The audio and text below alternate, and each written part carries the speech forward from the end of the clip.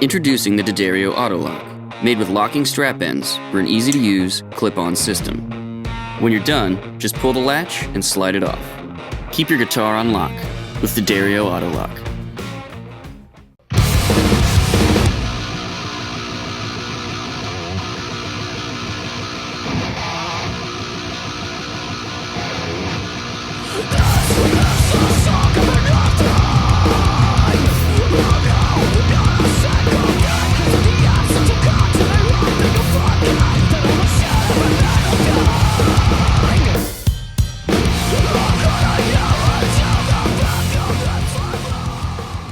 Hey guys, what's up? This is Perry with Premier Guitar here in Nashville, Tennessee.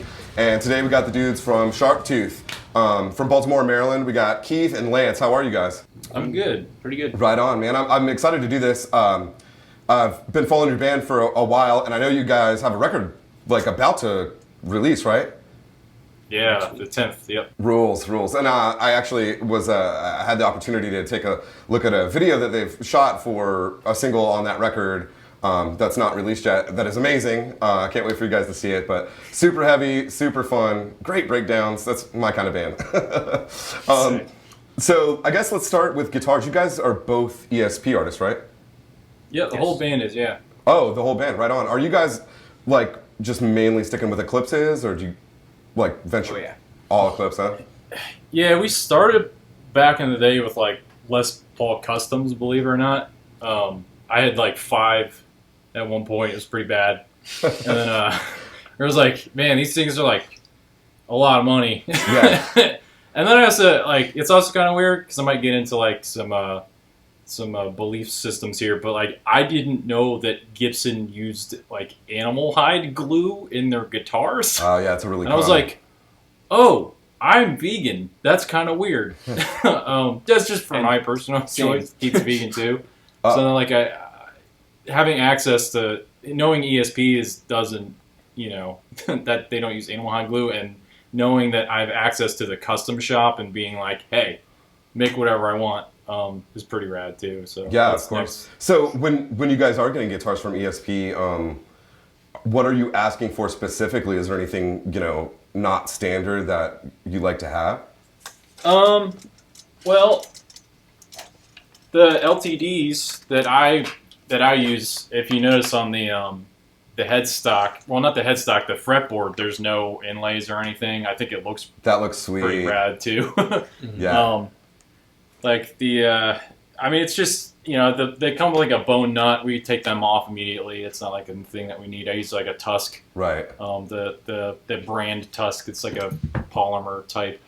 And then the inlays, I had a couple of the older Eclipses, like the real ones, and they use like I guess like the acrylic, or like they call it mother of toilet seat, but I think it looks sick anyway. Yeah.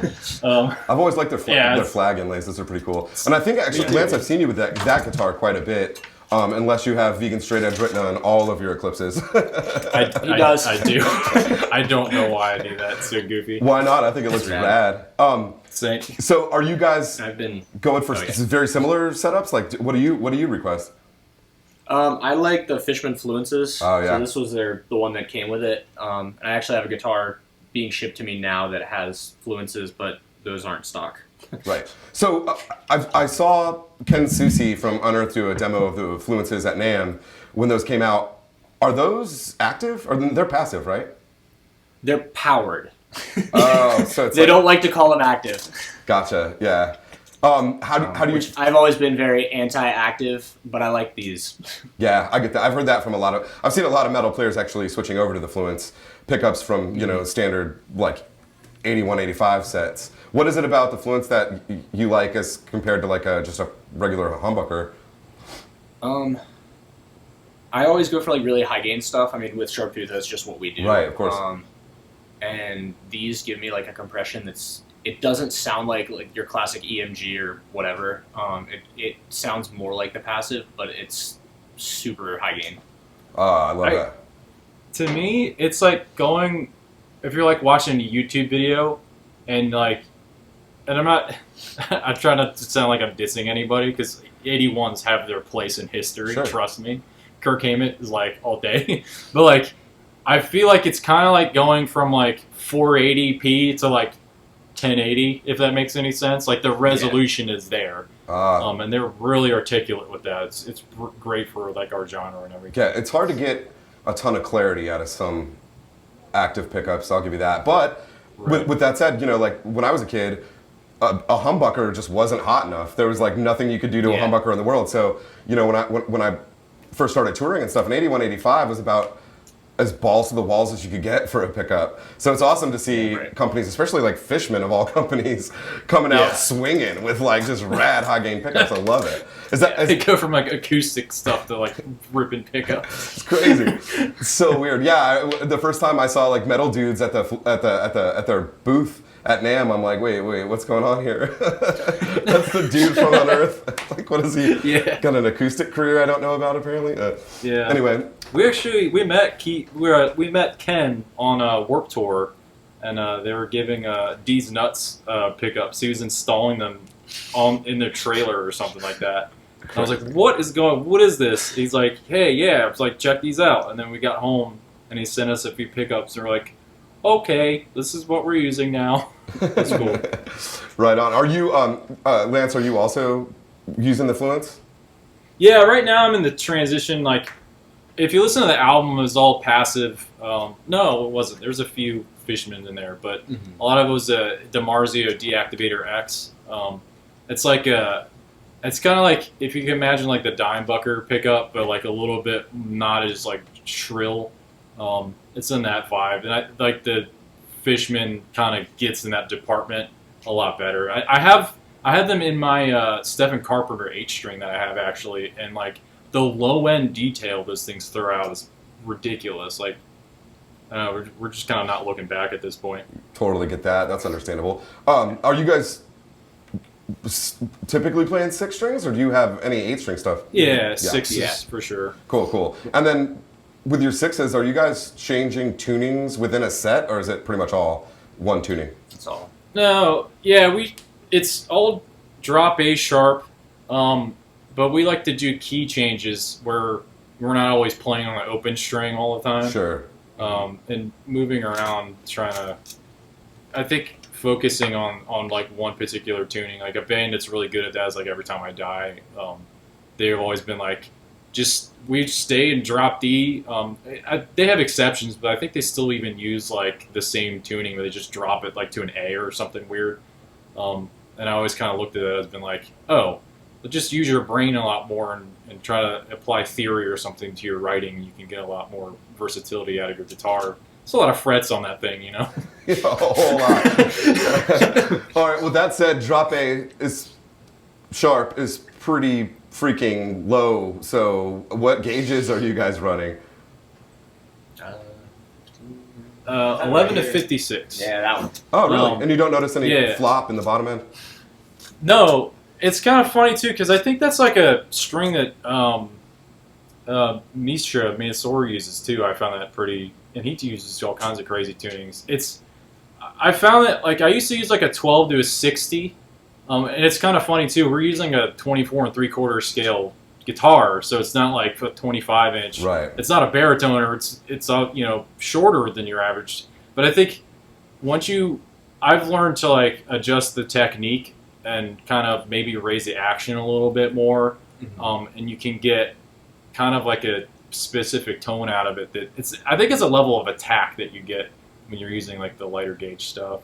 Yeah. What do you think, Keith? Yeah. That's always been a struggle of mine because I don't necessarily want to switch to a 7 or 8, but I do want to be, sometimes I want to write in a really, really low tuning. Right. But, if you move up past 11, then you're dealing with that wound third, and that sucks because you can't swell. Yeah. And it's a bitch to solo on because it's like not bending at all. Pinch harmonics on that suck too. You just can't. Yeah, it's like almost impossible. It sounds like a fud. Well, so how many guitars? Obviously you guys aren't touring right now, but typically, what do you take one in a backup? Yeah. Yeah. Those Enkies that are over there, we have. I don't know if you can see them.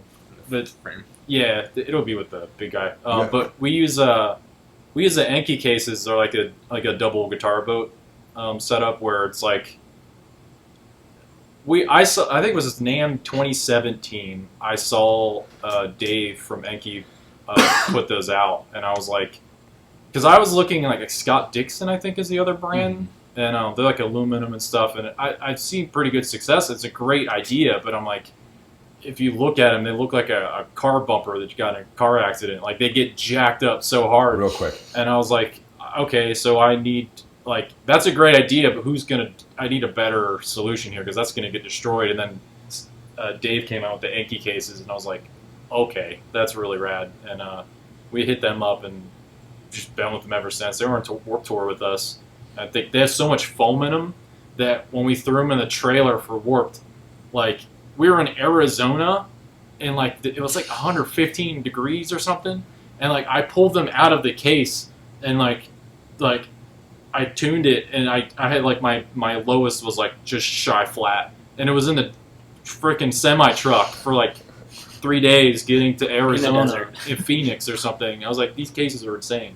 But and it's also the guitars too; they're really stable too. Yeah, man, those stop tail bridges are a lifesaver on tour, and almost every ESP I've ever had and played is pretty damn hunkered in. I've not had too many issues, or like had stock breaks or anything like that. Thank God, you know. Yeah, we went to the factory, and Tony. I never even knew this, but Tony was saying they use carbon fiber rods in the necks. I was like, oh, I never knew that. But that's a thing. Is that just for their custom shops or something?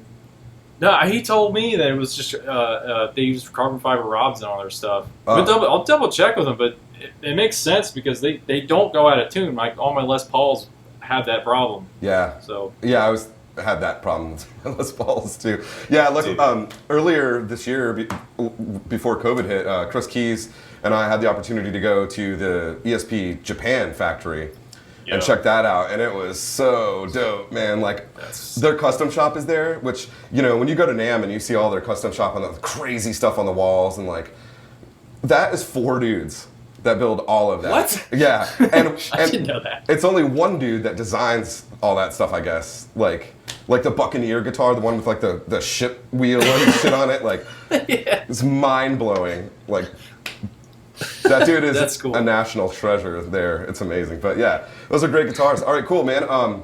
I see a couple beautiful Bogners behind you. What's the deal with those? I know you guys have been playing Bogner for a while, right? Yeah. What you got to say, Keith?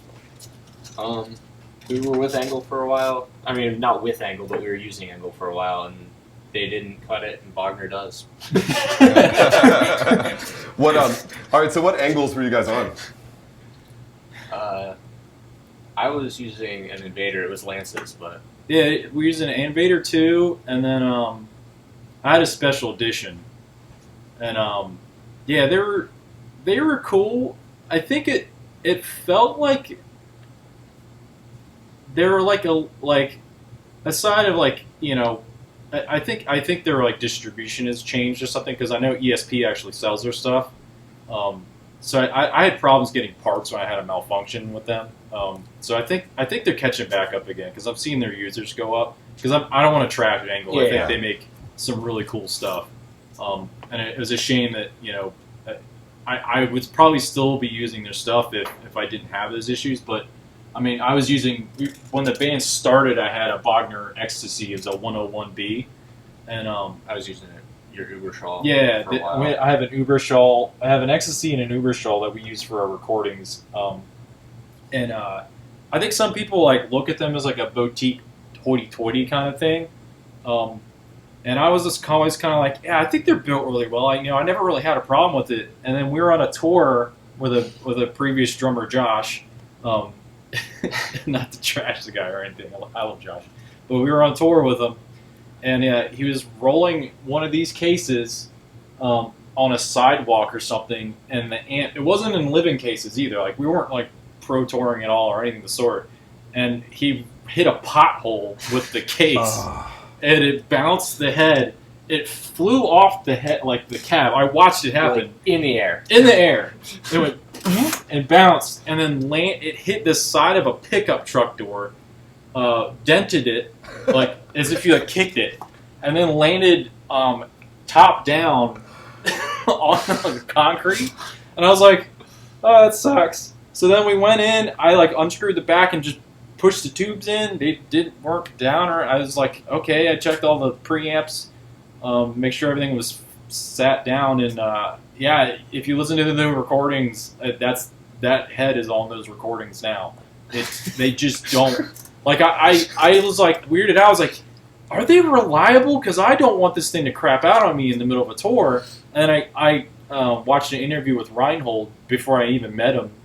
And he was like, yeah, when I build amps, like, reliability is number one. And I'm like, well, if you're a touring musician and, like, you know, you need stuff to work, you know, like, I will spend an extra couple bucks to try and get something that's going to last me. I mean, they have a lifetime warranty. Like, I can't argue with that. Yeah. Like, their support. We've been on tour and, like, stopped by their shop with, like, a couple, like, foot switch issues, and they were like, yeah, the tech grabbed it off. It was like, oh, that's a design flaw. Let me, like, mod it for you for free. Awesome. The shop. Yeah. Just, like, took, like, 30 minutes. Yeah. Joe and Reinhold over there, they're, like, the nicest people, too. They're amazing, awesome dudes. I've only heard great things about those dudes. Yeah, the middle of a tour is a really shitty time to learn a lesson about having a road case on your head. Dude, yeah. Been there and done that, man. That shit blows. Oh, that's the worst. Yeah. And then you're borrowing somebody's, like, plexi with no gain or something like. Oh god. Yeah. Never fun. Yeah, we were on Cane Hill. I had to borrow that 51 that one night. I had to swap out tubes because they were like Warped Tour tubes. So you always swap tubes after Warped Tour. Oh yeah, those things go through it. So what model are these Bogners? The one Ecstasy 20th anniversary. This one is a 6L6, and this is an EL34. Oh, awesome. I swapped up the 34s with the KT77s to get a little more like body to it. Yeah, that's pretty cool. I have some gold lions I'm going to swap in there when I get the chance. That rolls. Another thing, too, is when you get stuff like that, if you get a head and it sounds like almost there, I could suggest to anybody to experiment with just swapping out different preamp tubes. Because I was having some issues where I was like, man, it's not quite... Like, I kind of try to go between, like, a 5150 and a rectifier, like, in the middle of there. But it has to sound like it has, like, a tube screamer a little bit. And that's what's great about these, because you don't need tube screamers. Like, it's out of the box, good to go. And I was like, it doesn't sound right. And I had some TAD, the Tube Amp Doctor 12AX7s floating around. And I swapped them out with that. And I was like, oh, this is the best I've ever played. It's kind of fun. Man, it's amazing how big of a difference tubes can make, you know, in the preamp. It's mind-blowing.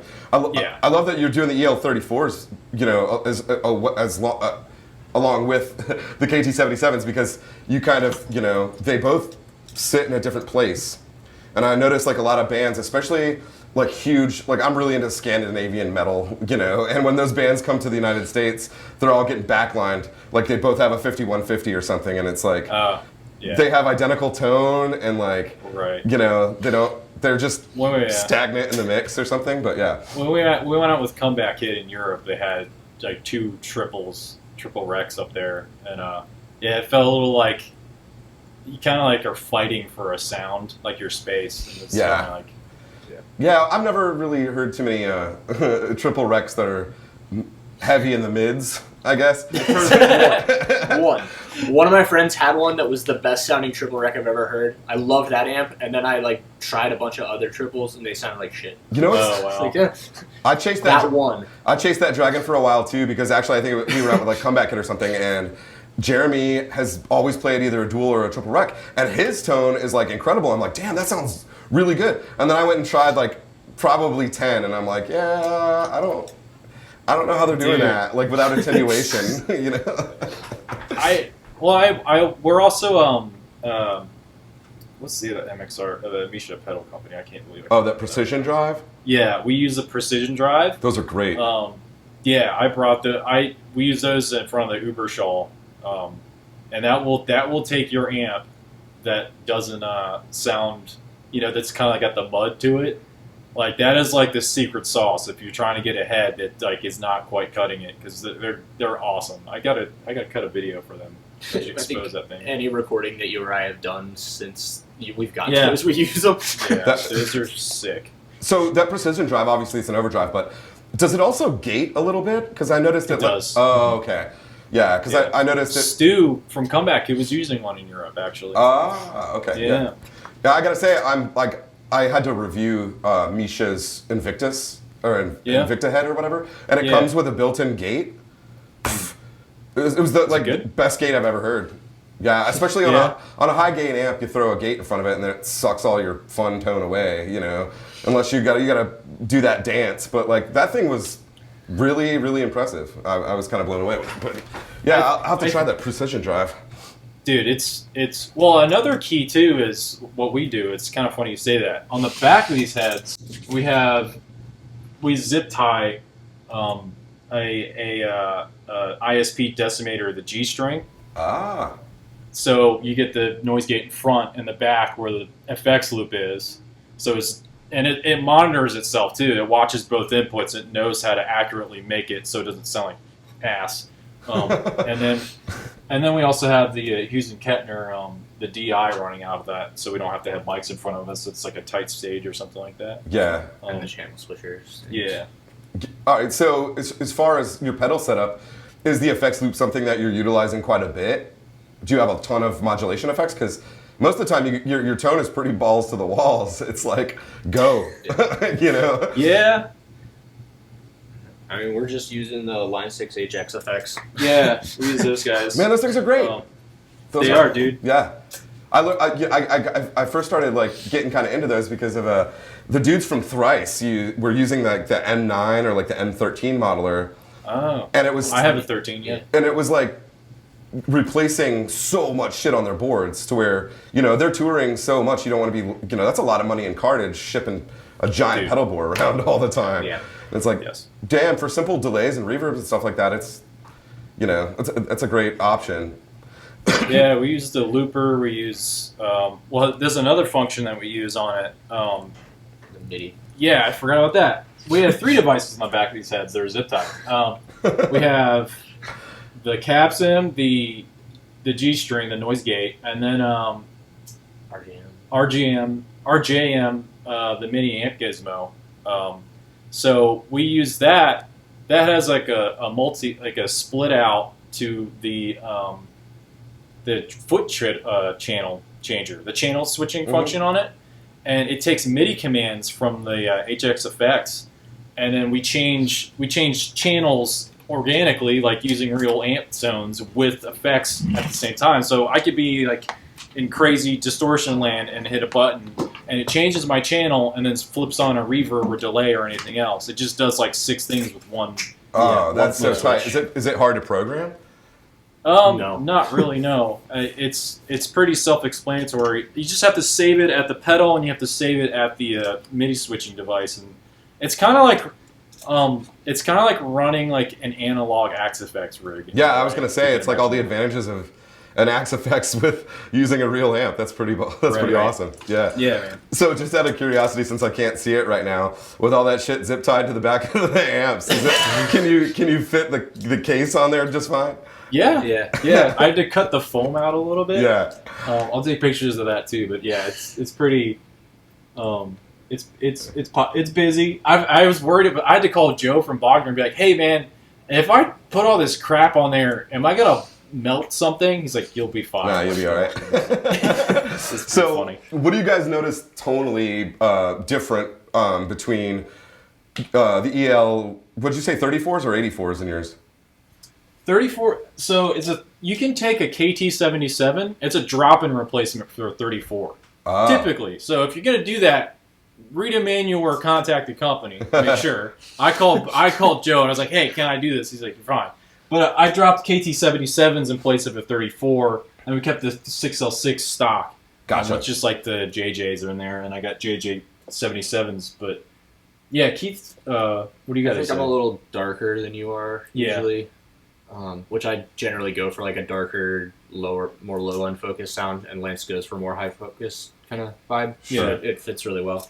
Yeah, that way you and can he's both... the one doing most of the leads and stuff, so. That makes sense. It makes perfect sense. Yeah, right on. Cool. And so those cabs, every Bogner cab I've heard is pretty solid. What speakers you guys running in there? Well, we used to use and I'm not dissing anybody, but we used to use orange, and like we were always kind of like, it didn't have like a body that we were looking for to it, and then I've always that elephant. What's that? I got that elephant that had the Yeah, configuration. Yeah, I think the key is here is it's got vintage 30s and is it G1275s? Yeah. And an X pattern. So you get like a really sweet blend of like that vintage 30 thing that we liked from the oranges, but then like Keith has some sun cabs that are like Computer's sitting on one right now. With the bigger body speakers in it that that it like blends the two, because those cabs are sick too, but sometimes they're a little like, They don't have the definition. yeah, they can be a little dark, and then like these cabs are like the perfect blend of that, both those worlds, and they just, like, I remember the first tour we played on, I was like, I'm selling everything and buying only these things. That rules. Yeah, I'm a huge fan of any kind of X pattern speakers in a cab, just, you know, because it mixes it up. I think this Mesa behind me, I have vintage 30s and some Cannabis Rex, which are a little darker. How's that? They're a little darker than the 30s, but it blends well. You know, it kind of puts you somewhere. It gives you more mid than you'd expect. You know, which I like. And then I've also noticed, like, it's funny that you say that those orange cabs are dark, because every time I see a doom band playing them, it sounds awesome. Right. Yeah. But beyond that, not really my thing for high gain sounds. But I know what you mean for sure. Well, right on, dudes. This has been a blast. Is there anything else in your rig that we have not talked about? I'll send you some. Oh yeah, we use Sennheiser stuff. I've owned every wireless brand since like the early 2000s, and they all just, I don't have good luck with any other brand. These are newer from like 2017 or 18, I think. Or yeah, we worked before Cane Hill, that tour went on. Yeah. We only upgraded because we were having problems with frequency interference. Oh. Hold on. We still, our bass player uses my old one still. This is from 2006, and it still works. Oh, it just won't die. I can't break it. Just get Sennheiser. Yeah. Do it. That's good advice. So with the Sennheiser, do you notice any kind of dip or cut in your tone or response at all? They almost give us like a high-end boost that I rely on now. Yeah. Like for the tone. I always hated using wirelesses before I started hanging out with Lance. And he got me onto these Sennheisers, which like it gives it a brightness that like if I'm playing without a wireless, it doesn't sound right to me now. That's funny. Yeah. You know, it's something that not a lot of people ever talk about, but like, you know, like the dudes in AC/DC, they you know, a lot of people say that their tone is reliant on that Schaefer replica or whatever, like their wireless from back in the day. Mm-hmm. They argued that it gave it some sort of compression, maybe, you know, that the rest of the gear wasn't giving it. So I think there's probably more to that than we can either hear or realize is going on. So is other than that precision drive, is that Line 6 the only thing you guys are using? I mean, I don't have a precision drive in my live rig. I don't think Lance does either. No, that's only recording. Yeah, if I use my my Uber Shaw, I'll bring that out. These heads don't. That's a big attraction for me about these heads, is that you don't need pedals. It's just sheer, like, I think for us it's like we're like really DIY, like trying to keep it as simple as possible, budget, you know, constraints and everything else, like crew members and stuff. I know for me, it was like Warped Tour was the first tour I used the HX effects on. Up until then, I was just using a foot switch. Yeah, same, really. We were like, you just, you know, the less setup time and the more simple you can make it, the more focus you can have on a show, which is why I like the digital stuff. You know, we try and get the best quality digital stuff you can, and like take advantage of that world as you can, but you know, still try to like burn some glass and metal at the same time because it just sounds right. Totally. I think I only have delay and reverb on my effects here and a looper. Yeah. And sometimes a chorus that I can turn on or off, and an octave thing. But I don't have any tone stuff on there. Right Nothing on. Too crazy. Well, dudes, I'm so excited for the new record. I'm guessing it's on Pure Noise again? Yep. Which, that label's been fucking killing it lately, man. Damn. Yeah. Yeah, you guys have Jake- found a really, really good home. They've been really good to us. Jake's got a good ear. Yeah, I mean, I think that Knock Loose record was my favorite of last year. Can't believe I haven't wrecked my car listening to that shit. It's just so heavy. I love it. Well, right on, dudes, and everybody at home, thanks for watching. Stay tuned for more rig rundowns, riff rundowns. The new Sharptooth record comes out on the 10th. Do you guys want to tell everybody where they can find that? It'll be on Sharptoothband.com. We have pre-orders up. I've heard some talkings of a radio play at some point. Nice. Yeah, I just saw that. Then I think we're on some satellite stuff. Europe is picking it up. Yeah, it should be pretty cool. I mean, it's really. We recorded that with Brian McTurnan too. That was pretty rad. Oh, right on. Yeah. That's cool, man. that rules. Well, right on, dudes. I'm looking forward to hopefully seeing you play live in the near future. We'll see how this all plays out. But until then, thank you so much for being with us, and you guys stay tuned for other stuff. Later. Toodles. Yeah.